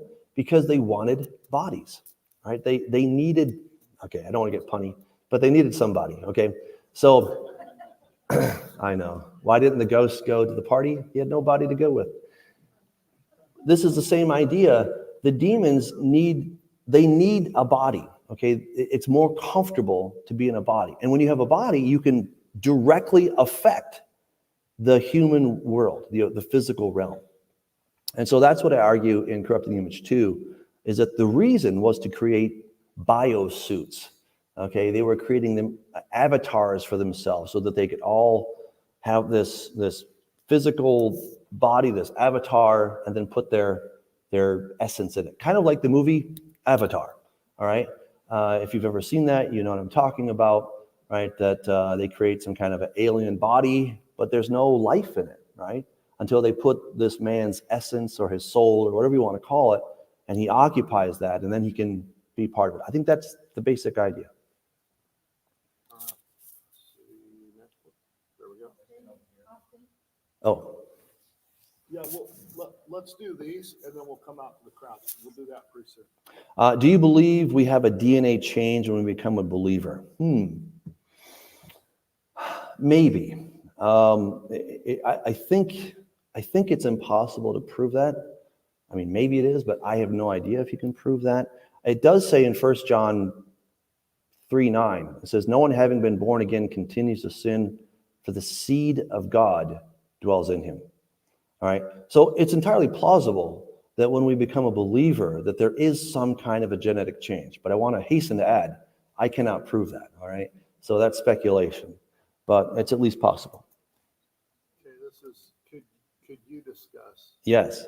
So Genesis 11:6, nothing would be impossible for them.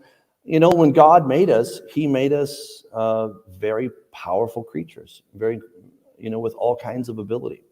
And when they were building the Tower of Babel, you know, why did God come down and have to scramble the languages? Did he not like big buildings? Like, no skyscrapers here. You don't have the proper zoning, you know. It had nothing to do with that. He wasn't against tall buildings. The word Babel, Tower of Babel, Bab means gate, El means God. So they were trying to make a gateway to the other side. And the humans were trying to gain access to the demonic, and the demons were trying to gain access to the humans, right? And this gate was going to be the gateway that they could do that. There are different gateways that we can envision. Interestingly enough, quantum computers may hold some kind of a dimensional portal, and it's Gordy Rose who talks about this. He is I think he's the CFO for D-Wave computers, and he talks about how quantum computers are kind of opening some kind of a portal to another dimension. And he says, if we're smart, we will reach in and take those resources to use in our own dimension. And you hear this, you're like, what are you talking about, right? But because what a quantum computer does is it's in both states. It's both a 0 and a 1 at the same time. And it's this kind of quantum entanglement that they talk about, where you're in two different states at the same time. And so when it's some kind of he describes it as opening a door into a higher dimension, and we can then go in and take those resources. Now, I don't want to put words in the guy's mouth, but he said that much. What does he mean by that? I guess you'll have to ask him. But my interpretation is, maybe our technology is allowing us to find ways to open doors we may not want to open. I would argue that at the Tower of Babel, they understood that there was a way to open a door. And God intervenes when humanity is on the line, okay? If God had not intervened, it would have gotten really, really, really, really ugly, right? He intervened at the flood. Why? Because we were down to 8 people. Do you realize that? He had only 8 people left. That's all that people that got on the boat. Everybody else apparently was wasted away. They were all corrupted. And only 8 people were still tamim. They were still pure to get onto the boat. So he had to take evasive action. At the Tower of Babel, same thing. Mankind was on a very dangerous path that was going to cause irreversible harm. And so God stepped in before that could happen. And if you look at the ancient texts, they talk about this. They have not the Bible, I'm talking about Mesopotamian texts. They talk about how that man was building a tower. Everybody had the same language. People were living hundreds of years at that time. And they somehow made the gods angry. And so the gods came down and scrambled the languages because they did something they weren't supposed to do. Right? So, yeah, God had to stop things before I got out of whack. Let's go ahead and take your, you got a couple. As a grandparent, Christmas coming up and everything, also Thanksgiving, I'm always looking for a joke. Who put the Mary in Christmas? And then I got to thinking about that.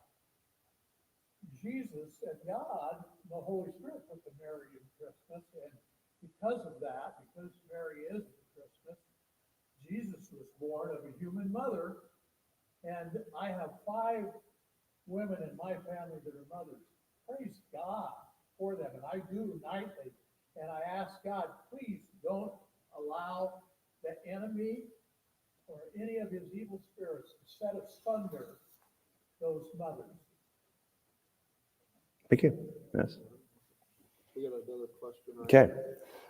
Jesus says that near his return will be like it was in the days of Noah. Does that mean a physical return of the fallen ones who mate with women of earth, or could it mean some other means to destroy our DNA? Also, could you briefly speak on Asherah and the thoughts of her being God's wife? In Corrupting the Image 3, which will be done soon, I'm arguing that first of all, Satan doesn't know when the end is, but he's trying to set the stage to be ready. When Jesus breaks the seals, that's when the show starts, okay? Not a moment sooner. However, you can have the stage set before the curtain goes up, right? Jesus pulls up the curtain, but Satan can have the stage set. So how is he setting the stage? He's been setting the stage with this whole alien deception, as far as I'm concerned. That he has been trying to say there are beings out there that are very powerful. They're here. Some ufologists are describing how they may not be from a star system far, far away, but they may actually originate from here. In fact, George Knapp, on a recent TMZ interview, talked about how these beings live in the ocean. I'm like, well, that's interesting, because doesn't John in Revelation 13 say, I was standing on the sands of the sea, of the shore, and I saw the beast come up out of the water? I was like, oh, wow, right? So this is what's happening. Some of the Tic Tac videos, if you're familiar with those, that the Pentagon has released, a lot of these encounters are happening over the water, not exclusively, but a lot of them, that's where they're happening. And they seem to just, they can go right through any kind of material, right? And so the people are coming to the realization, maybe these aren't from a distant star system, but they're some kind of interdimensional type of being. That's what the Bible talks about. In fact, my jaw hit the floor when George Knapp said that, well, apparently these beings they live behind a thin psychical dimensional membrane. I'm like, well, that's what the Bible talks about. It's called the veil, right? And yes, the demons live behind that veil, and they can only pass through it under certain conditions. There has to be the element of blood and sacrifice and all this stuff for that to happen. So I think that's going to be definitely part of the deception. And what I think is going to drive the deception is that when God decides he's going to send the two angels, or the two witnesses, to call the world to repentance, the world's going to basically say, get out of here, we don't like you. But these two witnesses are very, very powerful. They have superpowers, right? They can call fire down. They can keep it from raining on planet Earth. They can strike the earth with plagues as often as they want. They can turn water to blood. They do so much stuff that the world loathes these two people, whoever they are, right? And so the world is going to be desperate for a solution to be rid of these two witnesses. And this is where Satan steps in and says, oh, I hear you have a problem. You need to get rid of two guys? I can help you. Now, he's not coming as Satan with his pitchfork and all that stuff.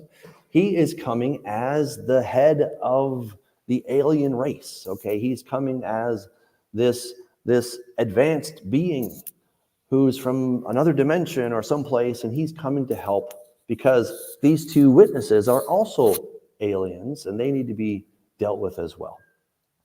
And so he gets rid of them, and then after they resurrect, the basic story is, we killed them, but now they're going to come back with the reinforcements. And so now the world has to prepare for war.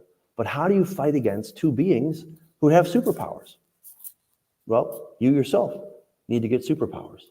So the whole world needs to arm themselves, not with guns, but with a different essence. They need to upgrade themselves to become a god so that they can fight against these advanced beings that pose a threat, an existential threat to planet Earth. And that's where I see that the mark of the beast is going to come in. So I'm not so much convinced that we're going to see angels and women mating again. I think that phase is over. But I think what we're going to see is that Satan will come in the guise of an alien, and he will offer humanity an upgrade to the DNA. And these things are already being talked about in laboratories around the world. Transhumanists are already dreaming of this. You have cosmologists who already say that we came from the stars. We came from ancient aliens. In fact, the idea of ancient aliens is far more popular than a god. I was reading this one article. They're like, our universe is so fine-tuned. Maybe aliens did it. And if it wasn't aliens, well, maybe it was God. I'm like, you'd rather believe in aliens than God? Yes, because aliens don't demand anything from you. Aliens are kind of like us, just a little bit more evolved, but we can catch up to them if we give it a try. That's the basic idea. Whereas God, well, he's a wild card. Who knows? You can't really deal with God. So that's where I think, where this is all leading to. Another question here, is it safe to go to Mount Hermon today? I believe it is safe. You know why? Because Jesus took it back. That's why. Jesus told Satan to get out. He got the boot. He was evicted. And now that mountain belongs to God. So we don't have to be too concerned about that, in my opinion. Maybe a revamp of a question you already answered, but I think that was the distinction that was going for earlier. Okay, so some people have made a distinction between the dead Nephilim as the demons in the pigs and what we think of as fallen angels found in Ephesians 6. Yeah, I understand that.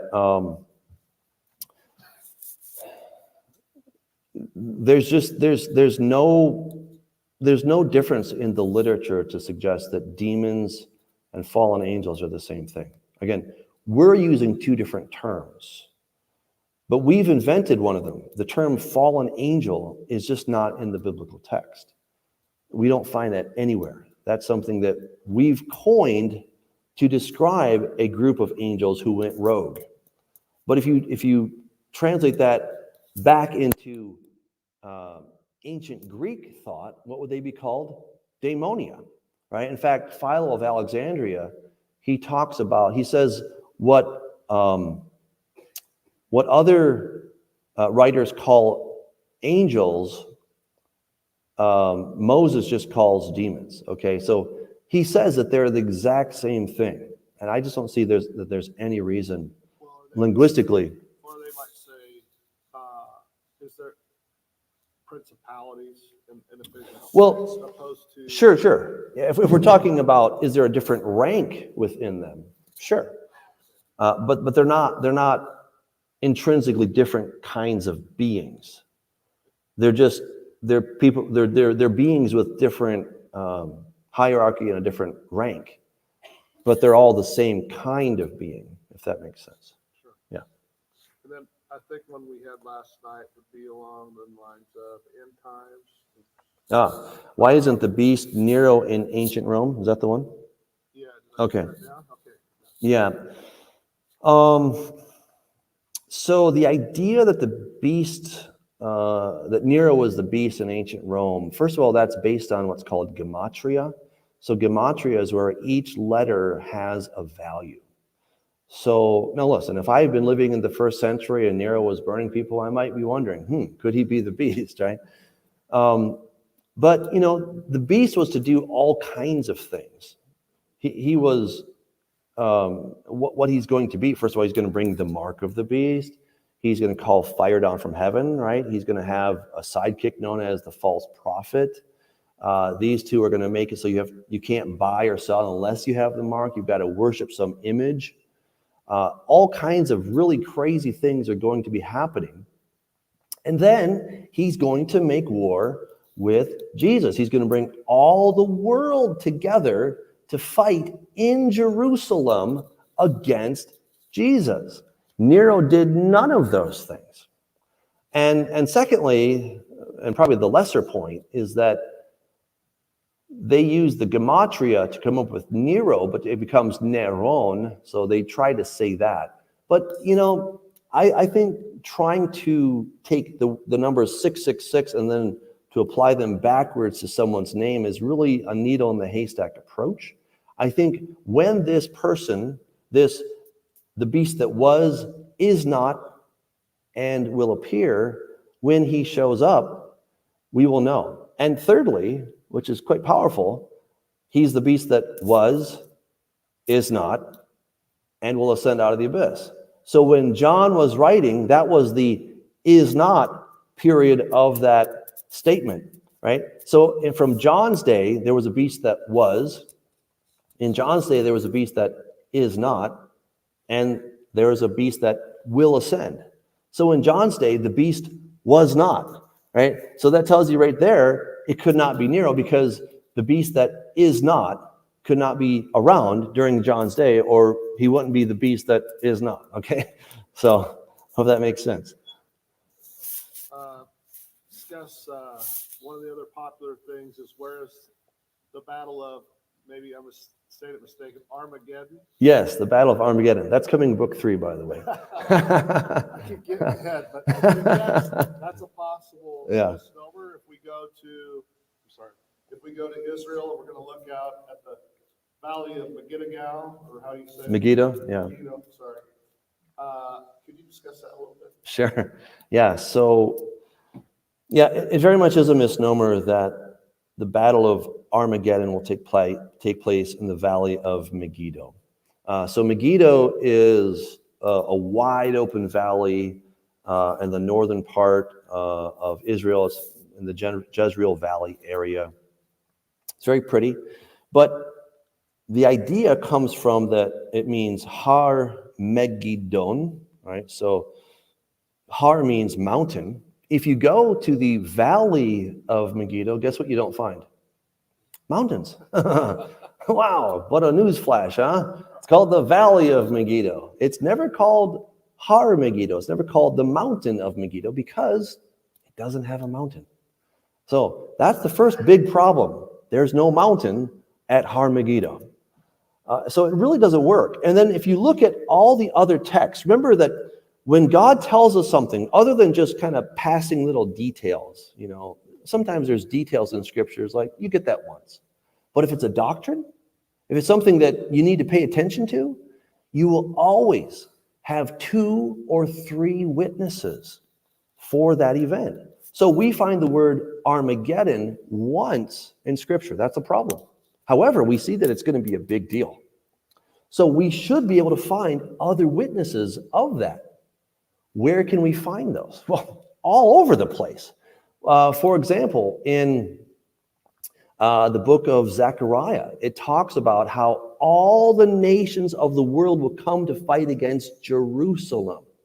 In Joel chapter 3, it talks about how all the nations are going to be gathered together to fight at the battle of the day of the Lord. And where is it going to take place? In the valley of Jehoshaphat. Now, why is that significant? Well, Yehoshaphat means Yehovah judges. Oh, well, that's interesting. So this is going to be the valley where God is going to judge. Where is that valley? It's the Kidron Valley. The Jehoshaphat, Kidron Valley, it's the same place. So that's where it's going to take place. However, based on Zechariah 14, we have another important detail that when Jesus touches down on the Mount of Olives, guess what happens to it? It splits open. So that is where this battle will finally, ultimately take place. And I argue in the book that Armageddon, as written there in the Greek, if we back translate it to Hebrew, because it is a Hebrew word, it even tells us that it's Hebrew, then instead of it being made up of 2 words, Har Megiddon, which doesn't really work, I think there's a better, more elegant solution. And I wasn't the first to come up with this, but it's Armageddon. Arema is a sheaf, okay? So it's a bundle of harvested wheat. And it's a heap of these. It's a kind of like something you could sit on. That's what Boaz was sleeping on. He was sleeping on an arema. He was sleeping on a bunch of harvested wheat. And then the next word, so arema, gay, the word gay is like the word Gehenna, right? It's It's a valley. It's a deep, cavernous or canyon kind of valley. And then the last word, don, is the infinitive absolute of the word din or Dan. You know that, right? Daniel, right? It means to judge. So it's sheaves in the valley of judgment, or the valley of judgment of the sheaves, however you want to look at that. And that is a motif that we find all over the place, where God's talking about, cast in the sickle, for the harvest is ripe, right? We see that in Joel, we see it in Revelation 14, to cast in the sickle and harvest. And that's the same motif that we find in this word itself. And that place, Armageddon, has not actually been created yet. It's somewhere in the midst of the Mount of Olives. But when Jesus steps on it and it splits, then it will be created. And the end of this battle, well, the battle itself will take place in that valley. And here's the real kicker, all right? God loves to recycle. Remember back when God took the children of Israel out of Egypt? How did they finally get out? He parted the waters, didn't he? Right? And then he said to Pharaoh, come on, I dare you to come on in here. Come here. You're going to like it, right? And when Pharaoh got to the middle, whoosh, judgment came upon him and he was dead. So it says in those days, you will flee through my mountain valley. When Jesus opens up that valley, he says, you're going to flee through my mountain valley. And I never understood this. I'm like, why? Jesus is here, but now they have to flee? I don't get it. And then it all made sense. I was like, oh, it's like the Red Sea crossing, right? The waters have parted, the children of Israel have gotten through, and then God let Pharaoh come chasing after, and he was all too happy to oblige. And that's when he set the trap. And that is what Jesus is going to do to the beast, is that he's going to open this thing up. Those people, the remnant in Jerusalem, are going to flee through there. And then the Antichrist and his hordes, the beast and his hordes, are going to come following after, trying to destroy these people. And that's when Jesus intervenes and he destroys them, just like he did with Pharaoh. Well, we'll go out to the crowd a little bit for questions that you guys have. Sorry about that last question. I wanted you guys to hear that. Yeah, so I guess my question is, does the church still need deliverance ministry then? Or no? Does the church still need deliverance ministry? Yeah, do you still need to cast demons out at this point? Or? Well, I think so. I mean, I think Satan's still doing his thing, right? But here's the real beauty of it, is that we have authority in Yeshua, right? Of course, we knew that, right? But it just gets even more exciting when we understand that he came and destroyed the authority that Satan had. I haven't talked about this a lot today, but I talk a lot about it in the book, that Satan gained that authority, right? So that Tablet of Destinies that Enlil held, that is why Jesus had to die to get that back. It goes kind of like this. God makes the world. He gives the lease to Adam and Eve. Adam and Eve are kind of foolish, and they give the rights to the lease to Satan. And Satan says, aha, I now have the rights. I have legal right to the planet. And so when Satan took Jesus, probably to the top of Mount Hermon, that's the highest mountain in the area, and he says, hey, I know why you're here. You're here to save the world and all this stuff. Don't need to do anything. Just bow down to me, because it's already been delivered to me. And I can give it to whoever I want to. Thankfully, Jesus didn't do that. So he had to purchase it back. And that scroll at the right hand of the Father in Revelation chapter 5 says, you are worthy to take the scroll and to open its seals, because you were slain and you redeemed us to God. Right? So he bought it back. He redeemed us. He got the Tablet of Destinies out of Satan's hand, and now it's back in his hands. And so before the cross, Satan had legal right to the planet. Now he doesn't. Now, in the time of the tribulation, in the book I describe how he's going to try to get it back, but that's another story. But we have authority, and Satan doesn't. And I think that really ticks him off. Right? So we can walk boldly. In fact, I think our deliverance ministries should be even more on fire when we really understand how much authority we have and how much he's deputized us to go and to do his will and to cast out demons.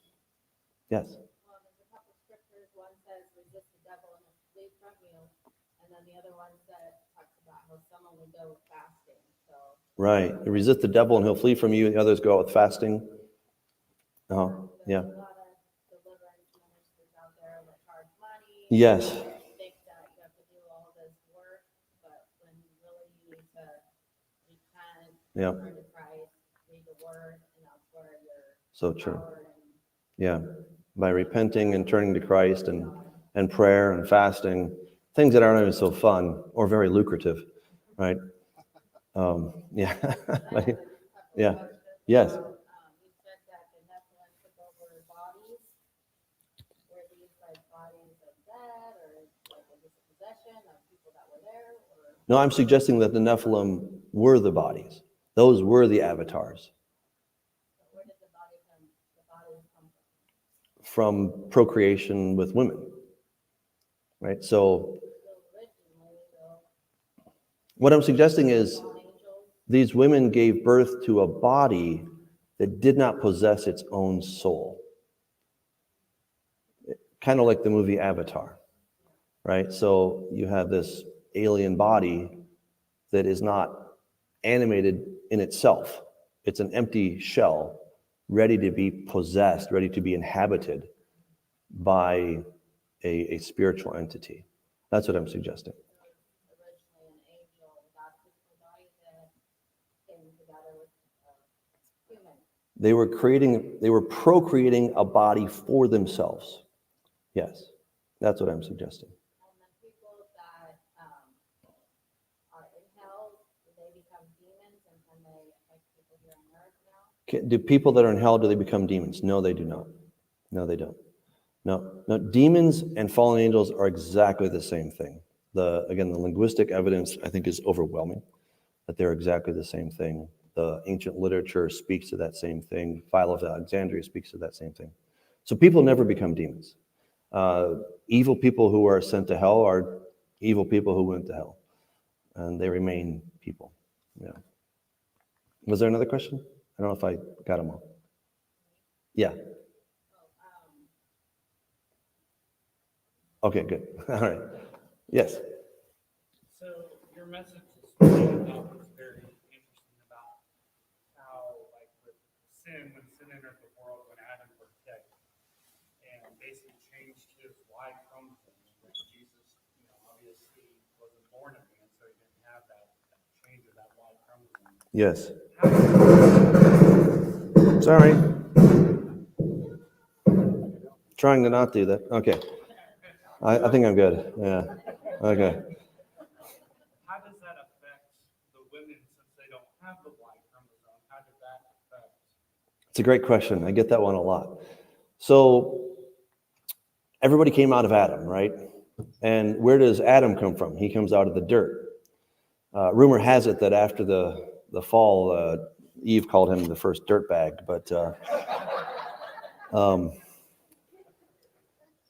so essentially, so God takes the Adamah, the dirt, and he makes Adam. Adam becomes the federal head of the Adamah. Where do the animals come from? They come from the dirt. When Adam falls, they fall. Where did Eve come from? Not from the dirt, but from Adam. So when Adam falls, she falls. Okay? Because everything's connected to the man, right? It's connected to him. So sorry, ladies, but anyway, when Adam fell, she fell. And I think it was in that order, because when she took of the fruit and ate, it seems like nothing happened. And then she gave it to her husband and he ate, and then their eyes were opened, right? So what she did was wrong, but because God gave the authority to the man, it says in Numbers chapter 30, if a man has a daughter or a husband has a wife, and either of those makes a covenant, and if he hears about it, the day that she makes that, if he doesn't like it, he can annul that covenant. I know that has upset some feminists, but it's really a very protective device that God has put into the system, right? It's a fail-safe. And what it tells us is that Adam could have called a timeout and said, hey, God, my wife just ate that fruit. What do I do here?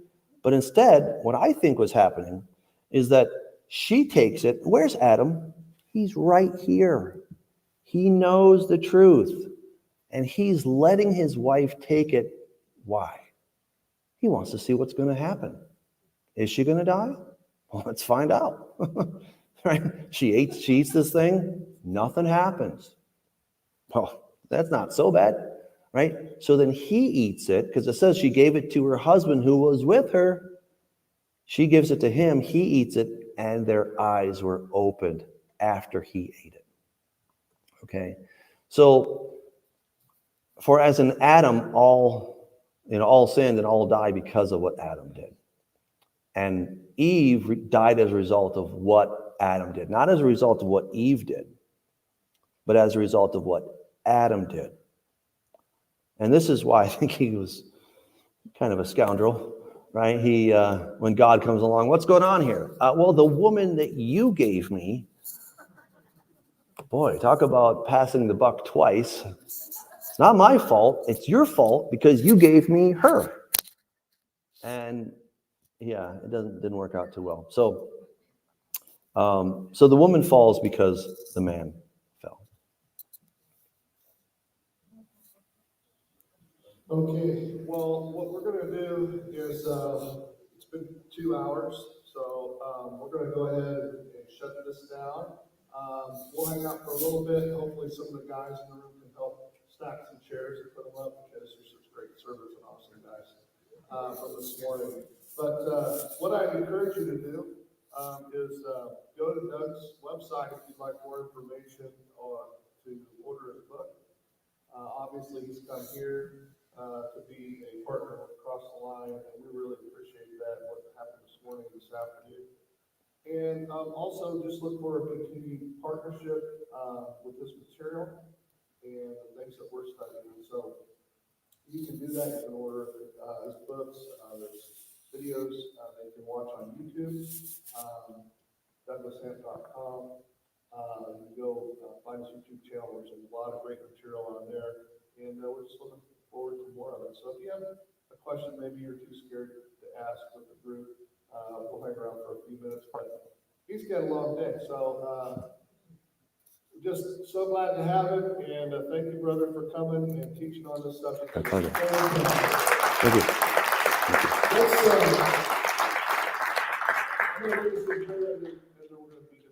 Lord, we thank you for today. We thank you for the blessing of brothers and sisters in Christ. We thank you for your body of believers that we get to be a part of and join with. And so today we thank you. We ask a blessing on Doug, everybody that heard this message that comes from your word. Lord, there are some who are teachers, and we're thankful for that. And we have a part to play, and it's growing your kingdom. So, Lord, we just thank you for the opportunity to learn. But the result should be to grow your kingdom. And so we pray that everybody here who's heard this good word this morning and this afternoon would go from here, serve, and grow your kingdom. We pray this in Jesus' name. Amen. Amen.